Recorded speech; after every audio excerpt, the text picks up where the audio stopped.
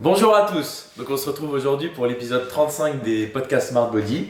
Aujourd'hui je suis pas tout seul, je suis avec Camille Freinet, alias Cool Catkin. Vas-y, présente-toi. J'étais en famille, du coup, je suis Camille, j'ai 27 ans, je suis coach sportif dans la vie. Après, je suis pas. Alors, je suis coach en ligne aussi, mais mon travail principal, c'est coach sportif en salle de sport à l'Orange Bleu Rennes-Gare, pour ceux qui le savent, je pense que certains le savent. Je suis aussi responsable du coup en même temps du club, donc je travaille en 39 heures là-bas. Ça fait 4 ans que je fais ce métier. À côté, j'ai aussi du coaching en ligne, ça fait 2 ans à peu près que je fais ça. C'est pas mon activité principale, mais c'est un plus, on va dire. C'est un à côté que j'aime beaucoup faire. Ça dissocie vraiment du travail salle de sport et coaching en ligne qui n'a rien à voir. Donc voilà. Sinon, qu'est-ce que j'ai fait avant? Tu peux parler un peu de ton passif, Ouais, mon passif. tes études et les métiers que tu as fait avant. Ouais, alors j'ai pas du tout été dans ce domaine de base, du tout. J'ai un bac littéraire spécialité art plastique, le truc qui n'a rien à voir, donc déjà de base. Ensuite, je suis partie en fait, je voulais être pâtissière de base, et je veux toujours, on va dire, entre guillemets, c'est une idée qui trotte dans ma tête. Et je suis partie après mon bac littéraire en bac pro cuisine. Alors j'ai dû refaire un bac parce que quand t'as 18 ans, tu coûtes méga cher en alternance. Donc du coup, personne voulait me prendre en alternance. Donc j'ai carrément refait un bac où je passais directement en première, sans les matières générales, que la pratique et tout. Donc bac pro cuisine que j'ai obtenu aussi. Et après, je suis partie dans la restauration pendant plusieurs années, donc de la cuisine. Ensuite, je suis passée de l'autre côté en tant que serveuse et barman. J'ai travaillé pendant un petit moment et puis un jour, je me suis carrément reconvertie, il y a 4-5 ans, en tant que coach sportif du coup. Voilà. Voilà, donc pas mal de diversité dans ce que tu as fait. Ouais. Tu cherches toujours. Non, quand même pas. C'est juste que, on va dire que le domaine de la restauration n'est pas un domaine très facile.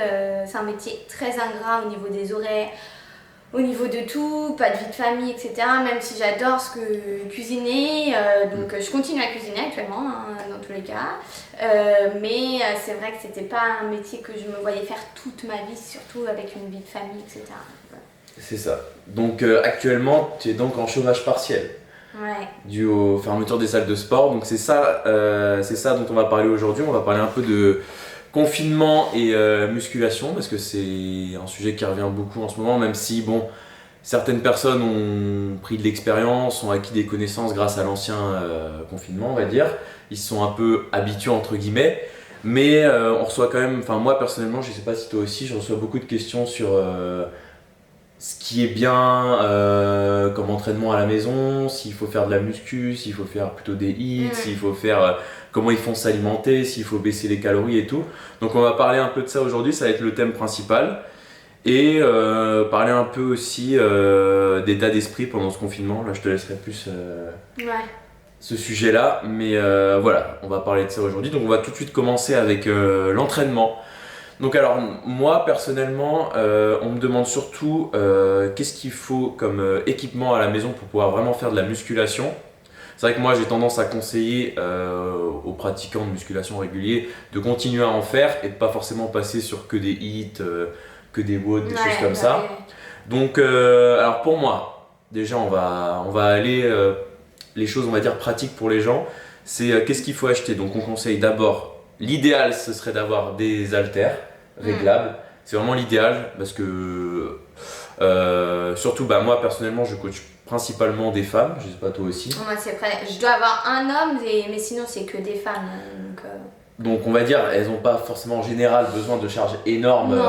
Donc c'est vrai que si on a des haltères réglables de 20 kg, normalement ça suffit pour et encore bien 20 s'entraîner. kg t'es large. En fait après moi je pense que ça dépend du type de personne. Si c'est une personne, c'est sûr. Si c'est une personne qui a été en prise de masse, tu vas pouvoir le conseiller vraiment plus. Une personne qui est en perte de poids, tu peux essayer de limiter.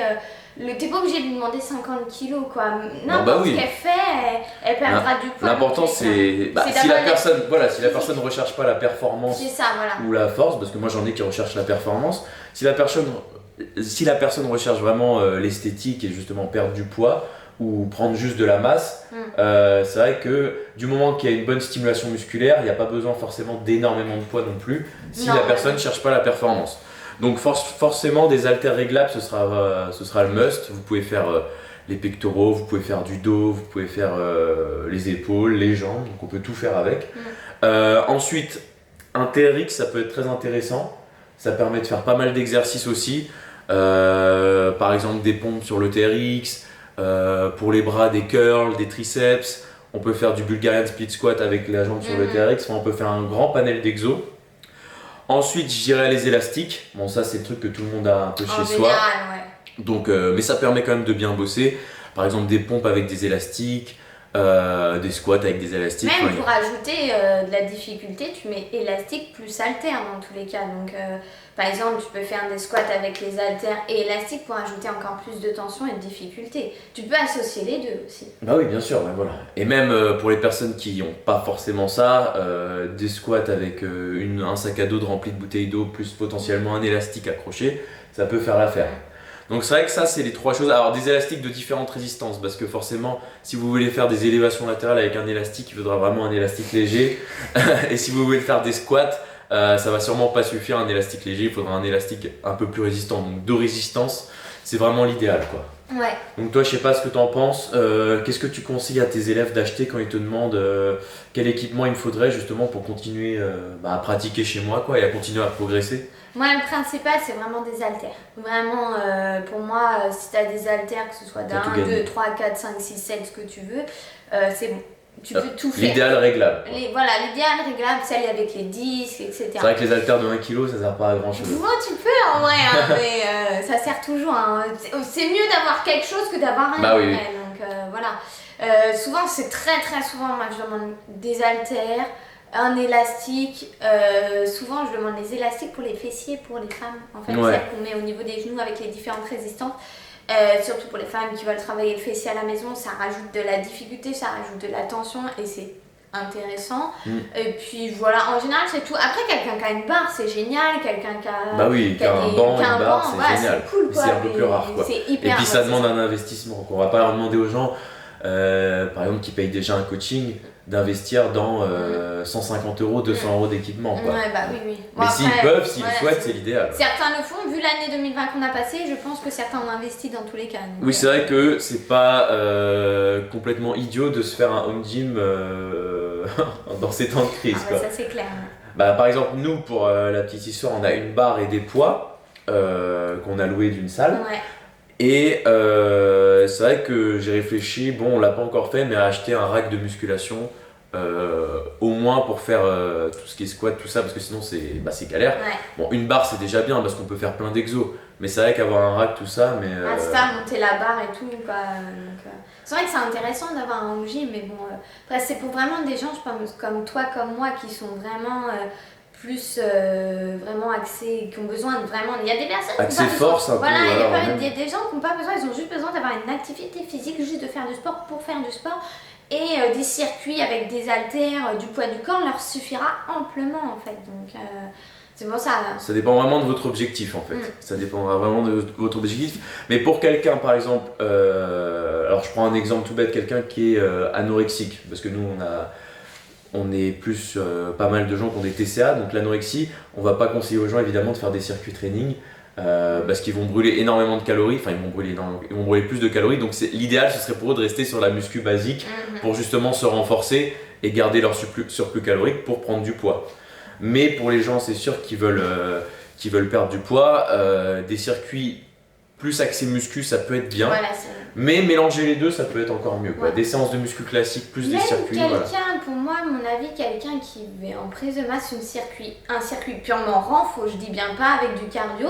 Oui, pas un circuit burpees, mountain climber, jumping jack. Vraiment un truc où tu vas mettre de l'intensité et que tu vas mettre du poids. Oui, là je suis d'accord. Là oui, mais pas.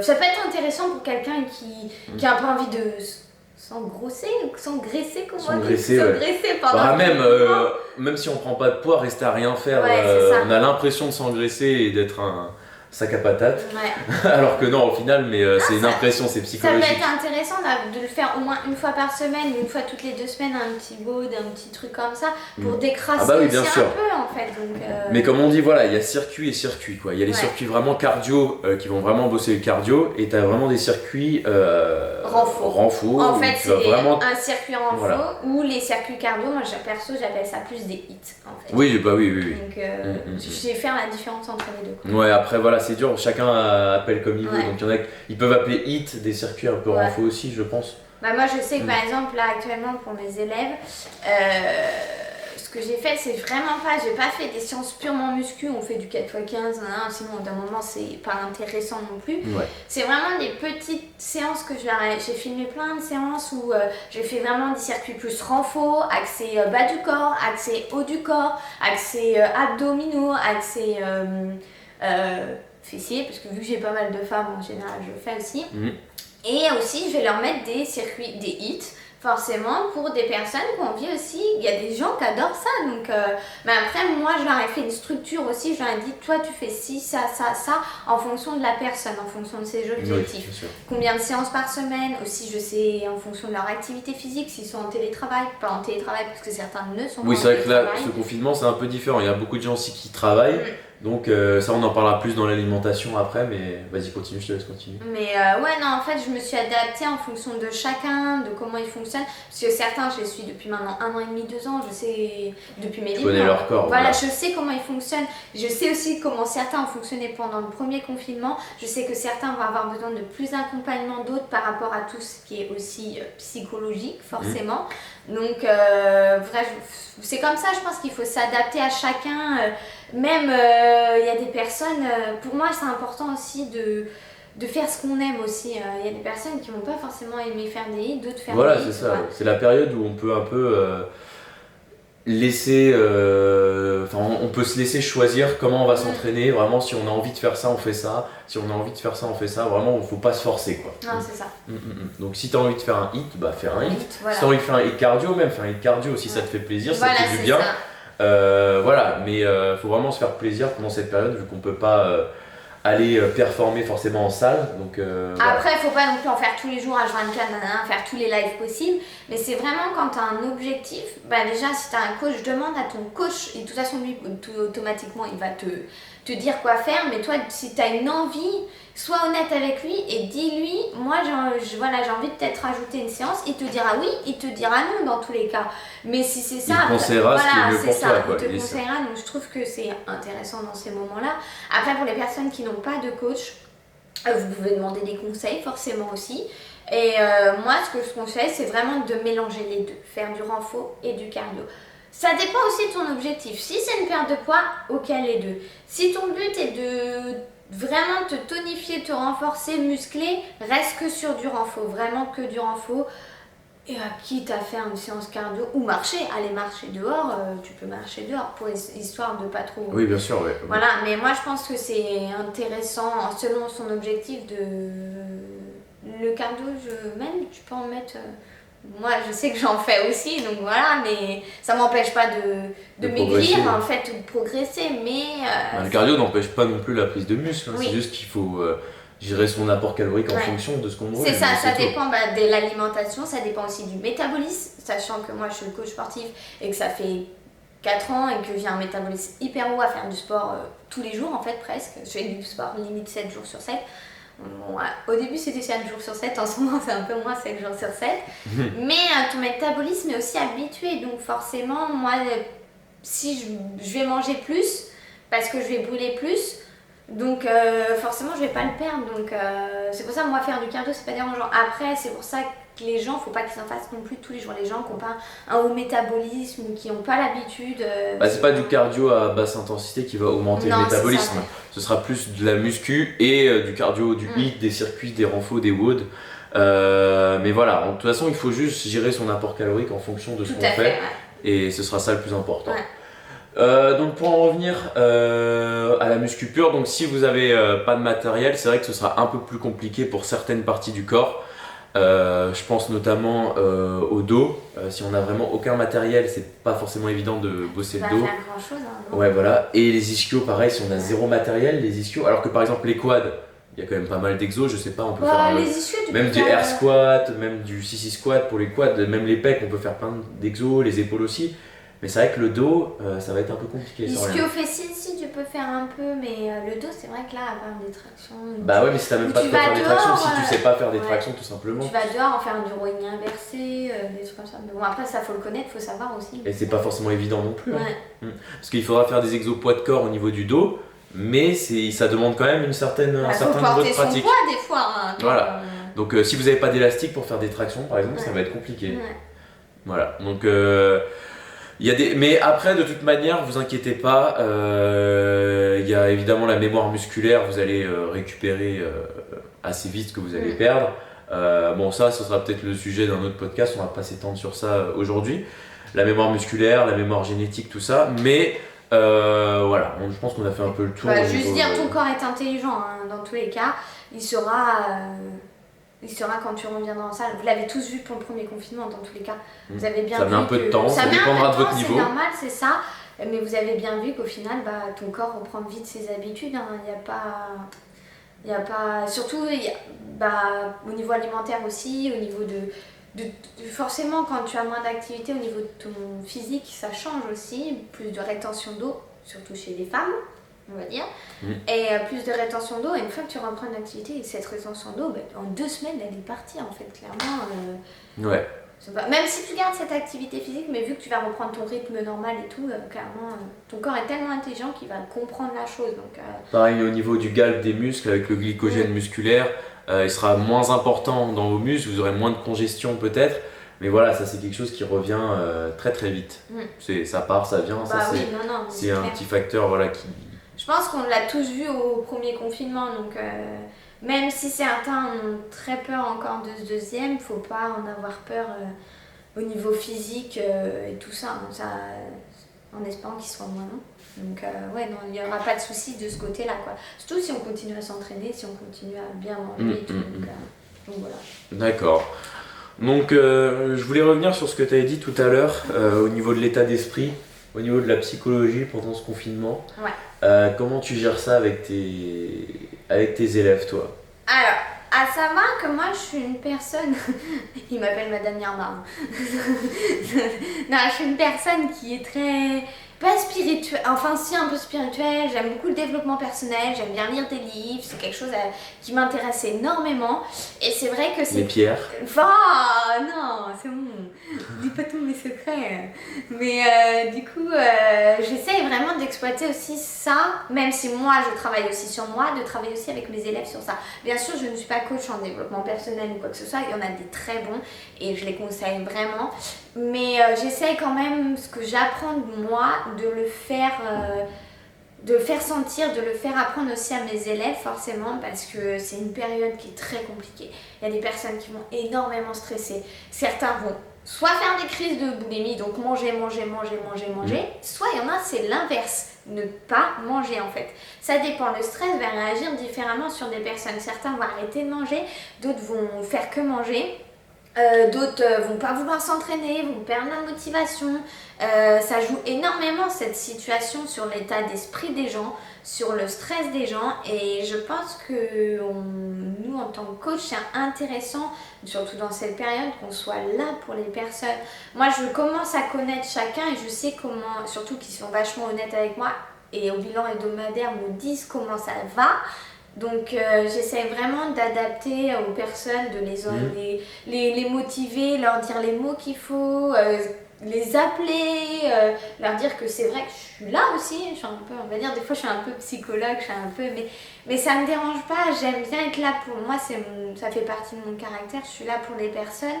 Et si je peux les permettre d'aller mieux, que ce soit physiquement mais aussi mentalement c'est intéressant parce qu'au final une transformation physique elle est aussi là dans le mental. Si tu vas pas bien mentalement c'est mort clairement, je le dis direct. Et là ce confinement faut vraiment essayer d'avoir un bon état d'esprit. On l'a vécu une première fois, faut pas refaire les erreurs qu'on a fait la première fois, d'être angoissé, stressé, parce que je sais que voilà, beaucoup de personnes l'ont été. Là c'est le stress, j'ai envie de dire c'est plus un stress financier. Les gens ont très très peur au niveau financier, sachant qu'ils ont perdu énormément. Et moi la première, hein, je peux vous le dire, sachant que je suis en chômage partiel, je vis dans une salle de sport. Non, je travaille dans une salle de sport. J'ai pris un énorme coup, mais j'ai positivé, que ce soit sur le premier et là encore plus sur le deuxième. Je prends tout. Pour moi, ce qui est intéressant, c'est prendre tout le côté positif. Il va y avoir du négatif, c'est clair, mais pour moi, il faut vraiment prendre tout ce qui est positif, se dire j'ai une maison, j'ai un toit, je peux manger, je suis en bonne santé. Je peux m'entraîner, je peux continuer à tout ça. Autant prendre tout ça, continuer à s'entraîner, profiter pour prendre soin de soi, faire des choses qu'on ne fait pas habituellement, lire, peinture, il y en a qui aiment dessiner, voilà, se former, faire des choses, voilà, et ça va nous apporter du bien-être mental. Et là, tu vas voir que tu auras la motivation pour continuer à bien manger, bien t'entraîner, tout va bien aller. Pour moi, si tu as un bon état d'esprit, ton confinement se passera super bien au niveau aussi entraînement et alimentation dans tous les cas.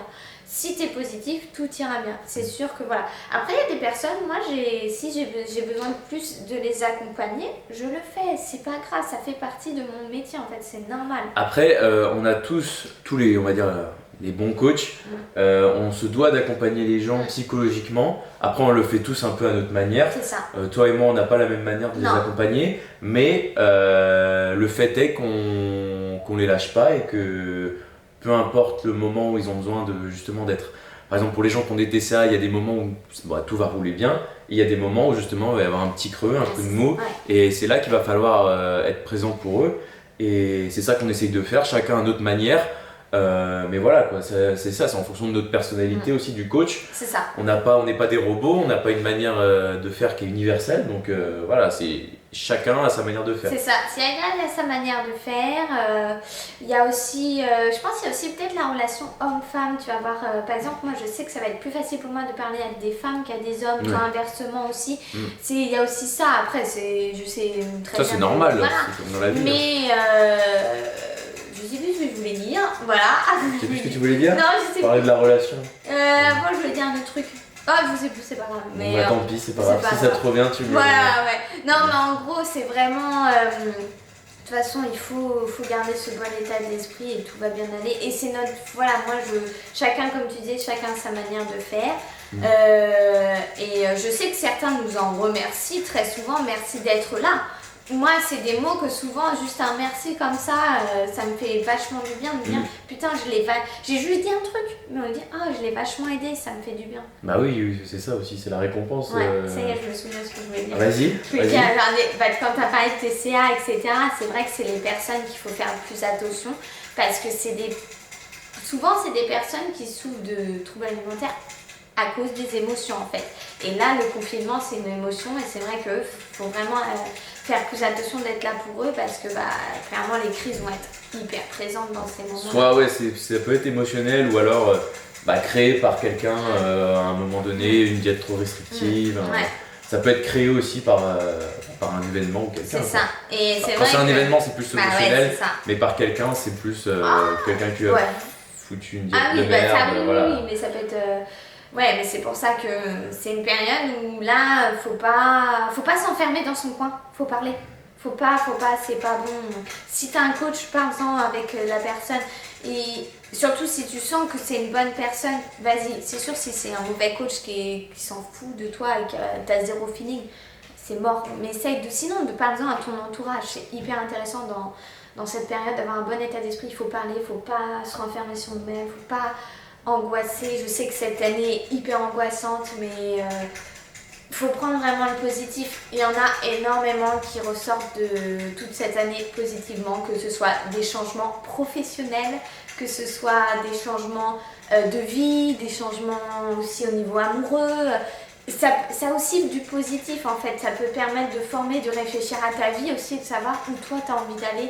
Donc Et sur certains aussi, c'est un changement physique. Moi, j'ai des personnes qui me contactent actuellement parce qu'elles me disent, je me rends compte que là, il faut vraiment que je me bouge en fait. Et c'est un déclic aussi. Ça peut être vraiment du positif.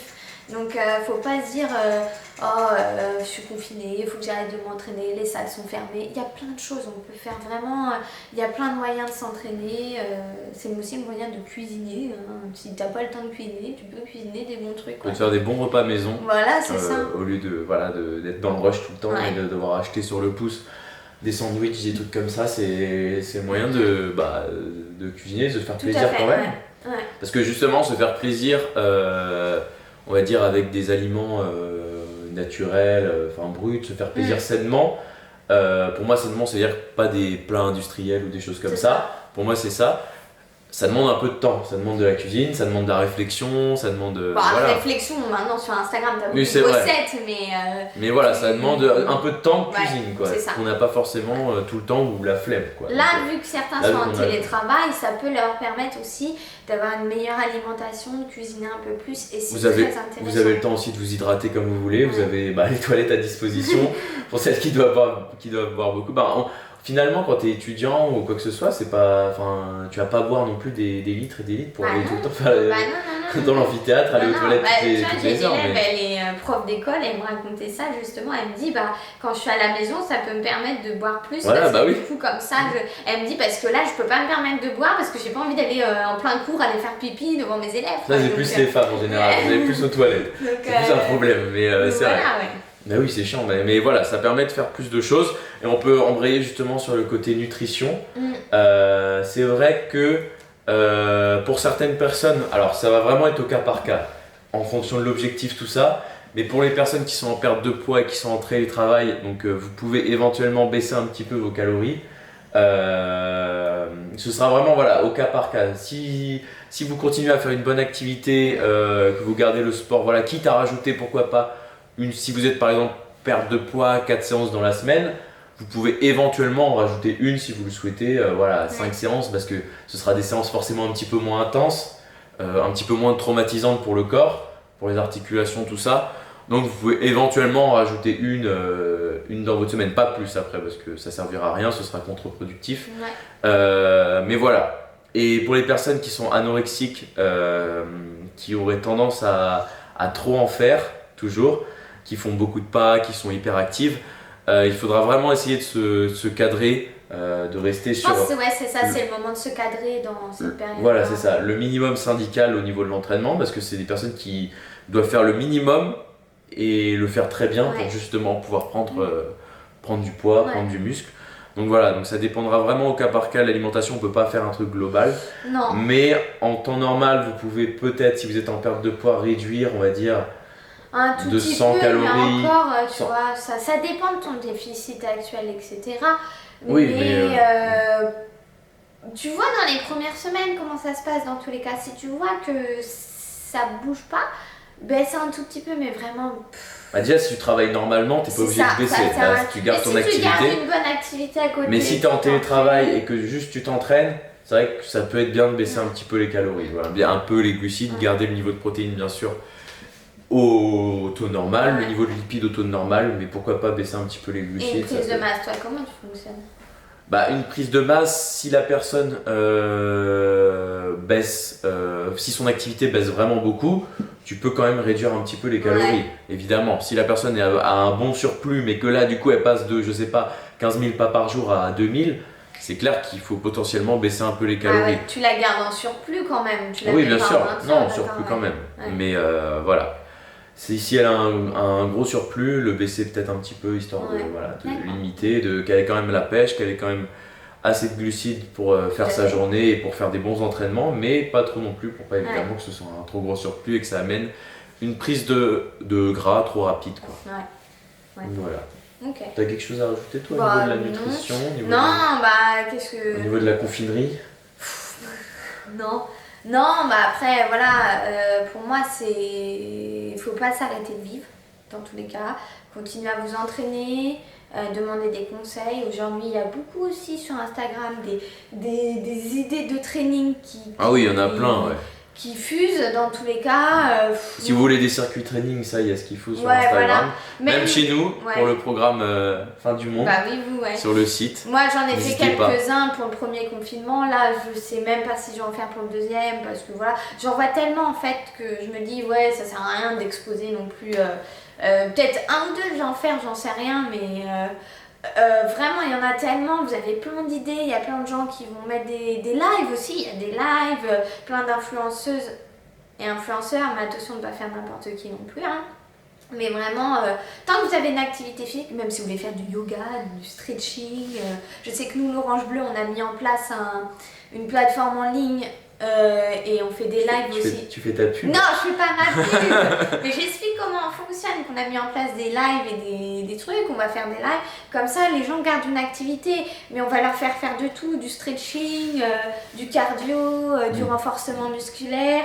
Et c'est intéressant, là vous avez tout sur Instagram, donc vous empêchez pas de vivre, vous pouvez, sur Instagram vous avez des recettes, des live cuisine, des trainings, même sur YouTube, sur les lives aussi de certaines salles, je sais que Basic Fit le font, je sais que Fitness Park le font, je sais que nous aussi, si vous êtes adhérent dans des salles comme ça, sur l'application ils vont faire des trucs comme ça, donc voilà, il faut garder ce cap-là. Gardez aussi votre alimentation, ne pas s'empiffrer devant le canapé à manger, voilà. Faut pas aller dans un cercle vicieux, Voilà, à pas c'est ça. s'entraîner, Voilà. faut continuer le cercle vertueux. S'entraîner, bien manger, pas forcément changer son alimentation, mais continuer à manger comme on veut, mais une alimentation saine, équilibrée, avec toutes sortes de légumes, de fruits, de tout ce que tu veux. Bien sûr, des légumes du moment, hein, surtout en ce moment, l'automne, on a de très bons légumes. Maman, tu manges des légumes? Oui. Et puis aussi avoir un bon état d'esprit. Franchement, c'est le plus pour moi c'est le plus important dans tous les cas. Donc ne pas stresser, bien aller, s'entraîner, bien manger. Et pour moi tout se passe, 1, 2, 3, tout se passera bien. Voilà, vous avez compris. Tu fatigues là. Donc pour moi c'est le plus important et c'est vraiment se dire que l'année 2020 en effet n'a pas été facile et ne l'a été pour personne dans le monde entier et que c'est pas pour autant qu'il faut arrêter de vivre. Je sais qu'il y a beaucoup de problèmes financiers, de problèmes autres, mais voilà, faut continuer, se dire que on peut continuer à progresser, on peut continuer à s'entraîner et ça peut que nous faire du bien dans tous les cas. Donc, voilà. Donc je pense qu'on a fait le tour de Ouais. tout ce qu'on voulait dire aujourd'hui. Sur le confinement, tu as quelque chose à rajouter? Bah non, moi je pense que j'ai tout dit. Voilà. D'accord. Bon bah, ce sera le mot de la fin. Voilà. Ouais, voilà. Donc n'hésitez pas à regarder dans la description. Il y a le lien du programme Zéro Frustration si vous souhaitez vous inscrire. Il y a le lien du site si vous désirez une consultation avec Johan qui était avec moi la semaine dernière pour le précédent podcast. Il y a toutes les infos aussi sur les coachings, sur les coachs. Je mettrai le lien de ton Instagram, Oui. de mon Instagram, pour faire ta pub aussi quand même. Ouais, si tu veux, hein. On est des concurrents normalement. On est des hein. concurrents, ouais. Et puis voilà, je te laisse saluer Bah, c'était un plaisir d'être mes avec auditeurs. vous. Tes auditeurs, tes followers. N'oubliez pas de laisser un pouce bleu s'il vous plaît. Je vais faire mon youtubeur. N'hésitez pas à laisser un pouce bleu pour qu'on essaye de faire monter le podcast ensemble. Ouais. Et puis bah voilà, je te laisse dire au revoir. Bah, merci et puis à bientôt, j'espère. On se dit à mercredi prochain pour un nouveau podcast. Salut à tous! Salut!